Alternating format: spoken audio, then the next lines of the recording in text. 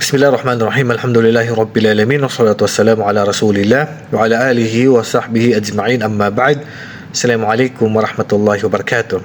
Ang tanong ng isang nagfa-fasting, tanggap ba ang fasting ng isang nag-aayuno na hindi nakapag-suhur?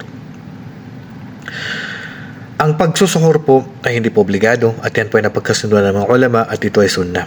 Ibig sabihin, kapag hindi ka nakapag-suhur ay tanggap po ang iyong fasting. Sabi ni Imam Nawawi rahimahullah sa Syarh Sahih Muslim, wa ajma al-ulama ala istihbabihi ay as-suhur wa annahu laysa biwajib. Nagkasundo ang mga ulama na ang pagsusuhur ay sunnah at hindi siya obligado. Ibig sabihin, kapag hindi ka nakapag-suhur, sinadya mo man o hindi sinadya, ay tanggap pa rin ang fasting. Pero siyempre, huwag mo nagsadyain kasi dagdag gantimpala din po. Sinuulit ko po, pag umaga ka na nagising at hindi ka nakapagsuhur, ay tanggap po ang fasting dahil ang naiwanan nyo po ay sunnah po at hindi po obligado. Wallahu a'lam. Assalamualaikum warahmatullahi wabarakatuh.